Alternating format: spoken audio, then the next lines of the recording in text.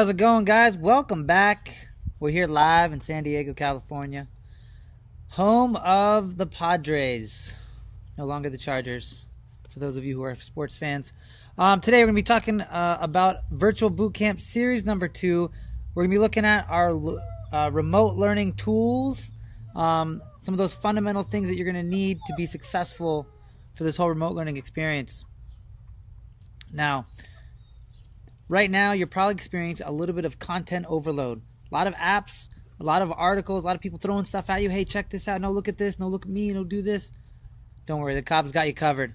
What we're going to be doing is we've gone through, the tech team, we've gone through and we've vetted great apps for remote learning, and we have it right there in the nest. So check it out.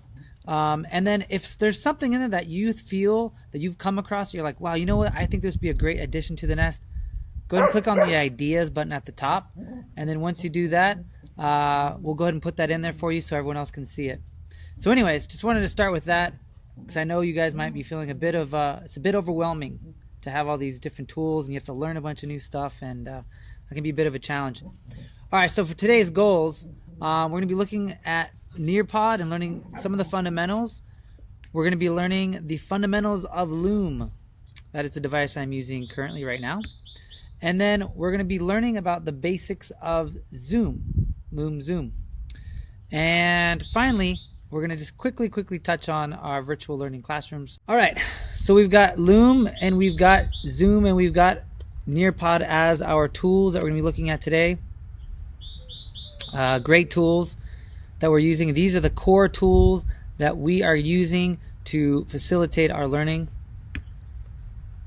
First one we'll look at is Nearpod. Nearpod is my favorite tool out there, guys. What is Nearpod? It's a conglomerate. It means it's a bunch of different tech all mixed into one, and it allows for you to facilitate learning in a lot of different ways. It's pretty cool.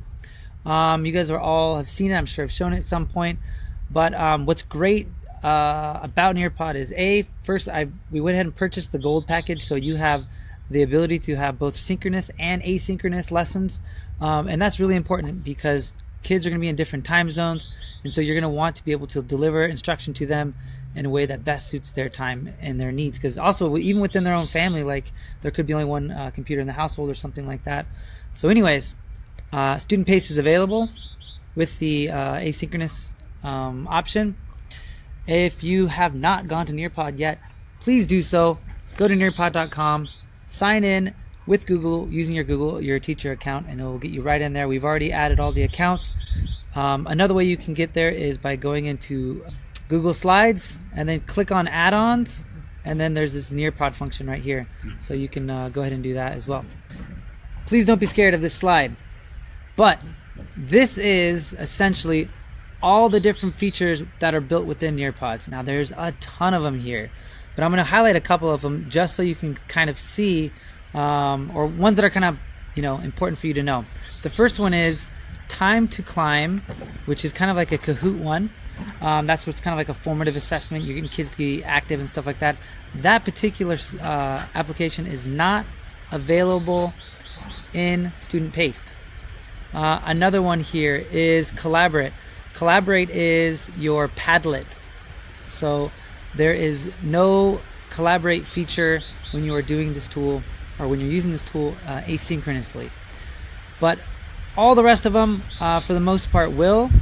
That's the good thing. So I'm not going to go through each and every single one of these. Just know, I want to just to kind of see from like a macro lens, this is what is available. These are all the different tools, and there's so many different things that you can do.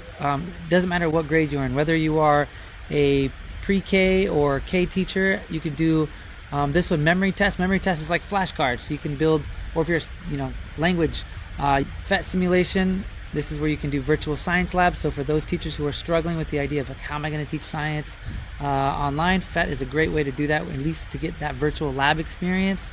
If you're a math teacher, especially a high school math teacher, we have Desmos calculators in there, so that's very helpful. Flocabulary is also really cool. Flocabulary is, if you don't know what that is, it's basically kind of like hip-hop videos of like explaining stuff for kids, like what's a fantasy story, and they have these really cool creative videos that you can kind of throw in there. Really fun stuff. So anyways, great way to get formative assessment, great way to facilitate your instruction. Lots of different tools on here. Check it out. Go into Nearpod if you haven't. So as I was saying before, Nearpod, how can it help you? It's the best tool in the market in my opinion because especially for asynchronously. And within Nearpod, you can facilitate in so many different ways. And the great thing is you can have all these different facets of your lesson, and it can be in one link. So the kids just click on that one code, and then they can go through and do all these different tasks, and you can really chunk your lesson in, break it up. You can do math, science, English, do everything in one.